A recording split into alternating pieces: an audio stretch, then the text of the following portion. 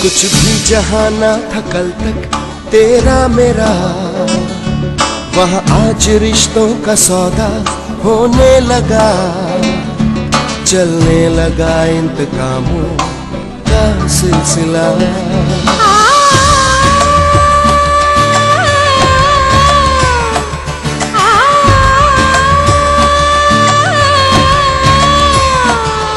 जब आसमानों की ख्वाहिश होने लगे, इंसानियत अपनी आदत खोने लगे।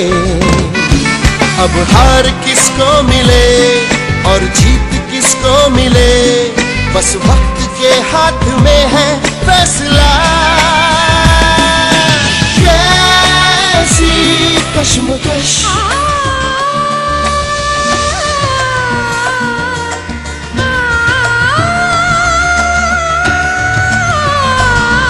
इस जिद भरी जंग का अंजाम किसको पता। इस जिद भरी जंग का अंजाम किसको पता, बस वक्त के हाथ में है फैसला। कैसी कश्मकश, कैसी कश्मकश, कैसी कश्मकश।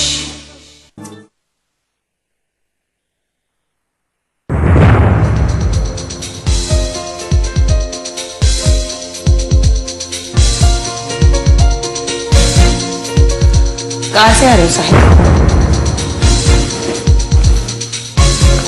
मैं कुछ जरूरी काम से गया था। बेटा जहां तक मैं जानती हूँ तुम अनन्या का पता लगाने गए थे ना?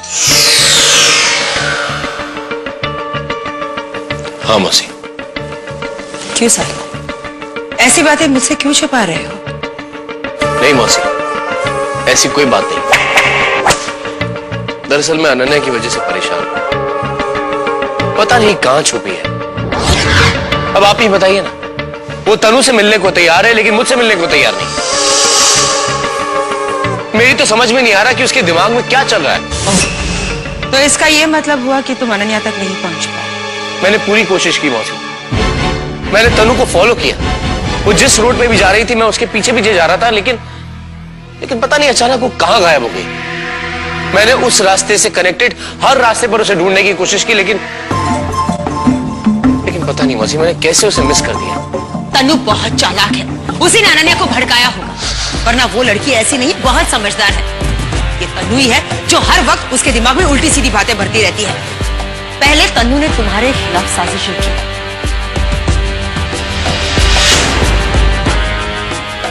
और अब वो अनन्या को तुम्हारे खिलाफ चालें चलना सिखा रही है।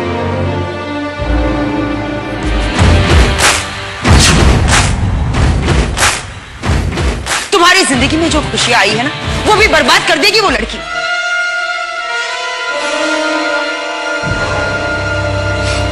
छीन लेगी तुम्हारी खुशियां वो। नहीं मौसी, ऐसी कोई बात नहीं है।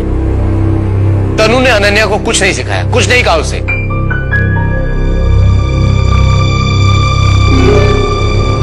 ये सारी गलती अनन्या की है मौसी। उसमें अभी भी बचपना है।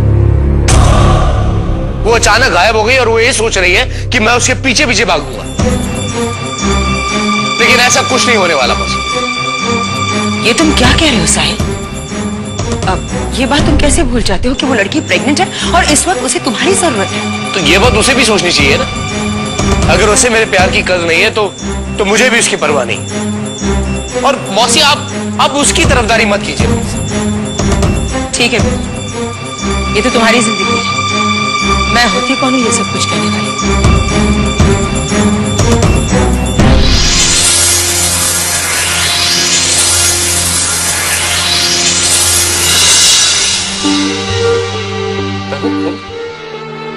कब आई और यहां क्यों खड़ी हो?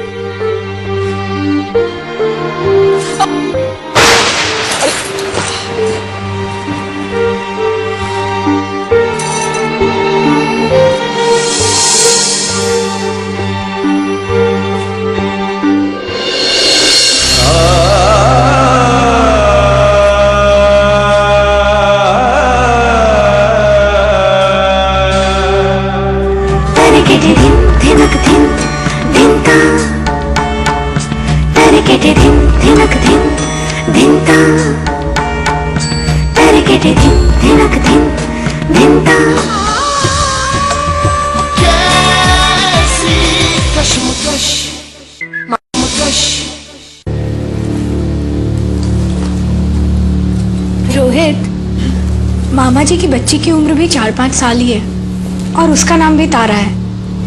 कहीं ऐसा तो नहीं कि देवयानी जी उसी बच्ची को मयंक की तारा बता रही हूँ? पागल तुम भी ना। अरे इस दुनिया में न जाने कितनी ऐसी बच्चियां हैं जिनका नाम तारा होगा और जिसकी उम्र भी 4-5 साल की होगी। इसका मतलब ये तो नहीं कि सारी बच्चियां मयंक की तारा हुई। ठीक कह रहे हो तुम, लेकिन पता नहीं क्यों मन में अजीब सा शक हो रहा है मुझे। तुमने सुना था ना, मामा जी कह रहे थे कि मामी के जाने के बाद बच्ची को पालने में बहुत दिक्कत हो रही है। तो ऐसे में अगर कोई मामा जी को कुछ पैसे दे और थोड़े समय के लिए उस बच्ची को ले जाए तो क्या वो तैयार नहीं हो जाएंगे? वो तो ठीक है, लेकिन ये कैसे पता चलेगा कि वो बच्ची मयंक की तारा?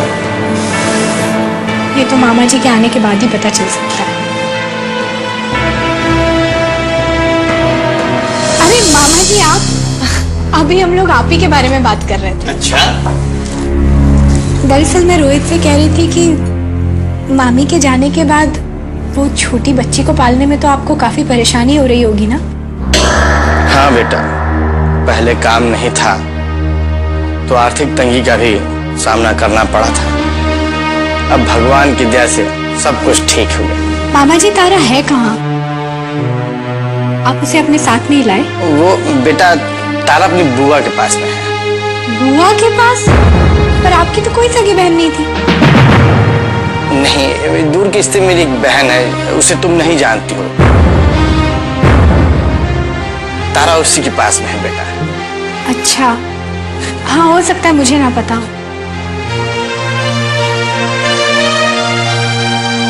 रोहित, तुमसे काम है बेटा। बोलिए ना मामा जी। बैंक में एक अकाउंट खुलवानी है और बिना गारंटर के अकाउंट नहीं खुलता है। अपने ही बैंक में मेरा भी अकाउंट खुलवा दो। Bank account? लेकिन मामा जी, आप तो गांव चले जाएंगे ना, तो फिर यहाँ शहर में बैंक अकाउंट खुलाने का क्या फायदा? पायल बेटा, मेरे पास 50,000 रुपए कैश है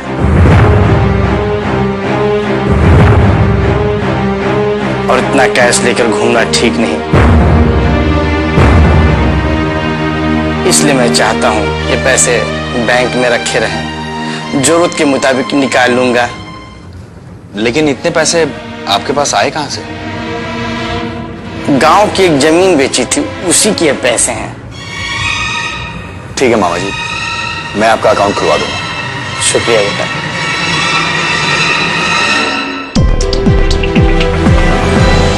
नानी माँ एक के बाद एक चालें चलती जा रही है। मेरी जिंदगी धीरे धीरे बर्बाद करती जा रही है, लेकिन मैं ऐसा होने नहीं दूंगा। पूजा और तारा मेरी कमजोरी है, इसलिए वो उन दोनों को हथियार बनाकर मुझ पर वार कर रही है। लेकिन मैं भी हिम्मत हारने वाला नहीं हूं। मैं तारा को वापस लेकर आऊंगा और पूजा को भी खुद से दूर नहीं होने दूंगा। मयंक, हम जानते हैं आप इतने परेशान क्यों हैं। नानी माँ चाहती है कि हम इस घर को छोड़कर दूर चले जाएं, और उन्होंने आपसे ये कहा कि ये बात आप हमसे कहें। आप ये बात हमसे कह नहीं सकते क्योंकि आप हमसे बेहद प्यार करते हैं। इसीलिए हमने फैसला लिया है कि हम इस घर को छोड़कर चले जाएंगे। क्या बेकार की बातें कर रही हो तुम पूजा? तुम यहाँ से चली जाओगी तो क्या रह जाएगा मेरे पास? नानी माँ यही चाहती है कि हम इस घर से दूर चले जाएं। अगर हम पहले इस घर को छोड़कर चले जाते तो ये नौबत ही नहीं आती। पूजा, मैं तुम्हारे बिना कैसे जीऊंगा? तारा पहले ही यहाँ से जा चुकी है, अब तुम भी जाना चाहती? क्यों जीते जी मार डालना चाहती हो? मयंक, अगर हम आपसे दूर चले गए तो नानी माँ तारा को घर ले आएंगी और आपकी खोई हुई खुशियां लौट आएंगी। खुशियां? तुम्हें क्या लगता है तुम तकलीफ में रहोगी तो मैं खुश रहूंगा? ऐसा तो हो नहीं सकता पूजा। मयंक, आप समझते क्यों नहीं? नानी माँ की जिद को पूरा करने का बस यही एक रास्ता है। तुम नानी माँ की चिंता मत करो, उनसे मैं निपट लूंगा। मैं तारा को वापस ले आऊंगा और तुम्हें कहीं जाने की जरूरत नहीं है। लेकिन मयंक, मैंने कहा ना, अब इस बारे में तुम कोई बात नहीं करोगी। दुनिया को जो सोचना है, जो कहना है कहने दो। तुम यहीं रहोगी, इसी घर में। ये मयंक चौधरी का फैसला है।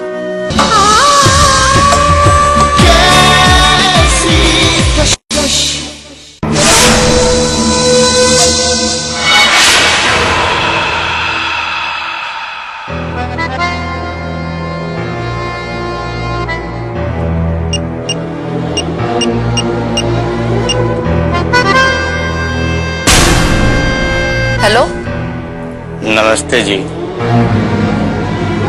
नमस्ते पुजारी, कहाँ हो तुम? जी मैं इस वक्त शहर से दूर हूँ। वेरी गुड, जैसा मैं कहूँ वैसा ही करना। जी। कुछ गड़बड़ मत करना, वरना हमारा सौदा खत्म समझो। जी नहीं, बिल्कुल जैसा आप चाहेंगे मैं वैसा ही करूँगा। मैं भला क्यों चाहूंगा कि मेरी वजह से आपको कोई परेशानी हो। देवयानी चौधरी को परेशान करने वाला अभी तक इस दुनिया में पैदा नहीं हुआ। जी मेरा वो मतलब नहीं था। मुझे थोड़ी चिंता हो रही थी, इसलिए मैंने आपको फोन किया, वरना मेरा इरादा आपको इतनी रात गए डिस्टर्ब करने का कतई नहीं था। मैं समझती हूँ कि तुम्हें तारा की चिंता हो रही है, लेकिन तुम परेशान मत हो। तारा मेरे पास है, बिल्कुल हिफाजत के साथ। बस यही जानना चाहता था मैं। अच्छा, अब फोन रखता हूँ। एक मिनट सुनो पुजारी, तुम मुंबई से बाहर ही रहना, और जब तक मैं ना कहूँ इस शहर में कदम मत रखना। जी नहीं, बिल्कुल नहीं। आप जब चाहें तभी मैं मुंबई आऊंगा, उससे पहले बिल्कुल नहीं आऊंगा। जी नमस्ते। नमस्ते।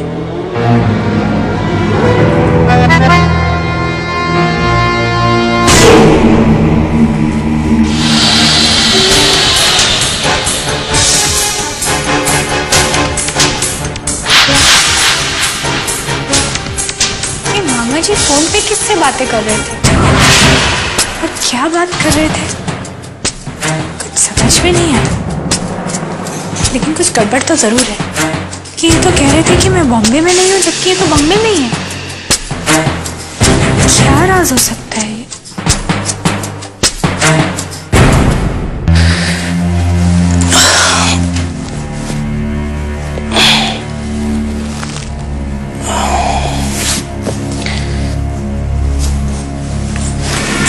अकुल, मुझे तुमसे कुछ बात करनी है। मुझे सोना है शीतल। अकुल प्लीज।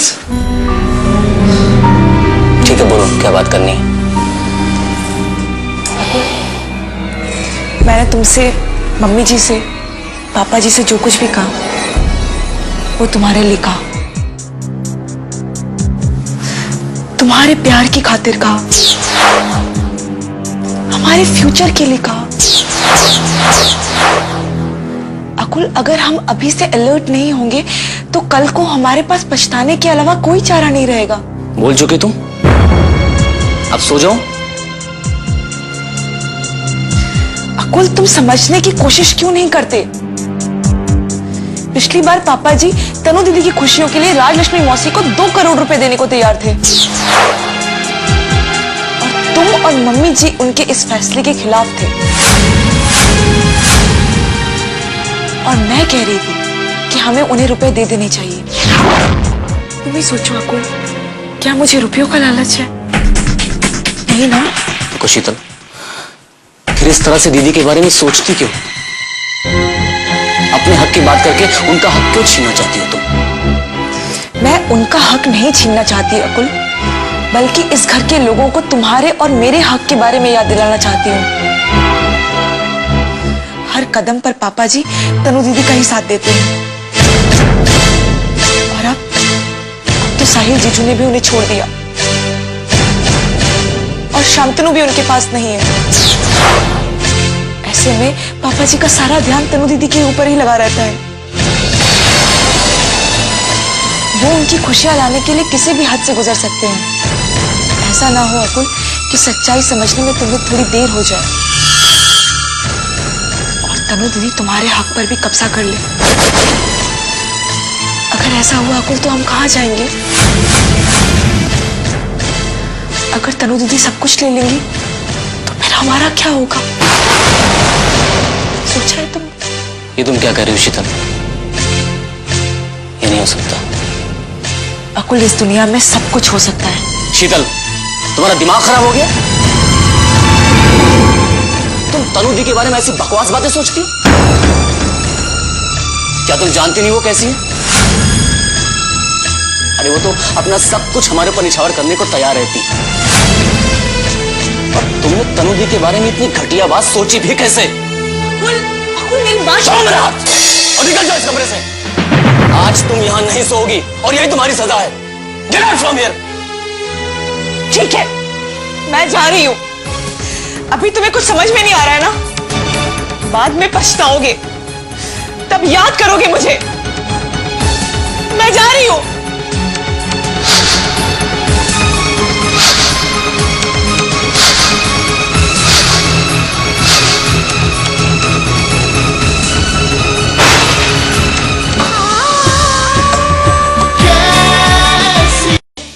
किराए पे कमरा मिलेगा? मॉडर्न किराएदार नहीं चाहिए। नमस्ते। एक हाई क्लास घर। हाय।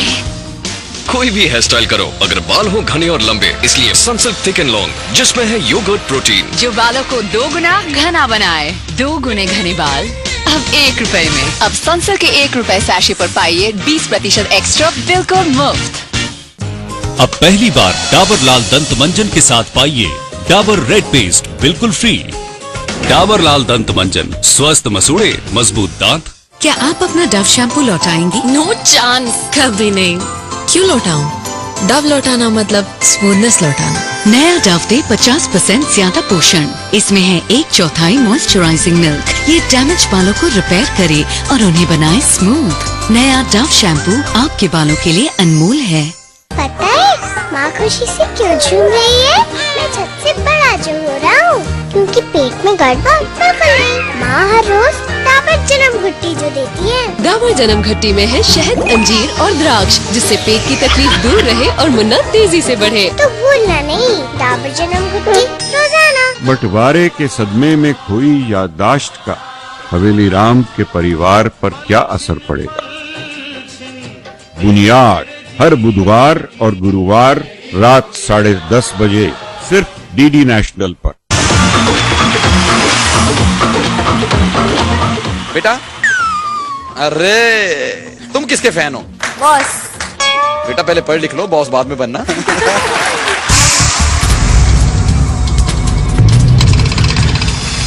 हमेशा सोचा था कि मेरी अगर शादी होगी तो एक टॉल, डार्क एंड हैंडसम लड़के से ही होगी। हर शनिवार रविवार रात 8:30 बजे सिर्फ डीडी नेशनल पर।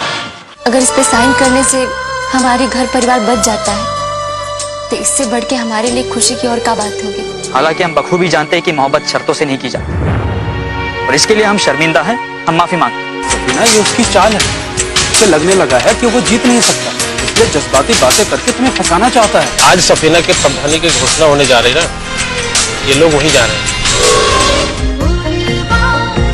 हर बुधवार और गुरुवार रात 10 बजे डीडी नेशनल पर। कैसी कश्मकश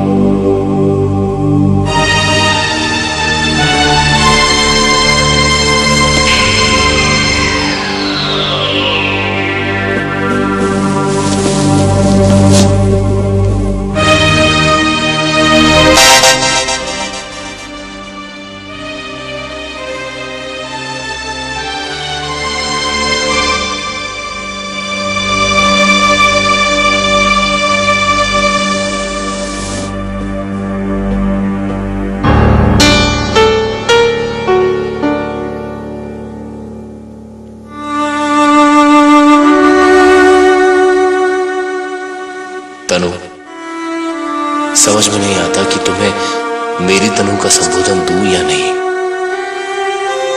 शायद ये हक मैं खो चुका हूं। आज तक मुझसे बहुत सारी गलतियां हुई हैं।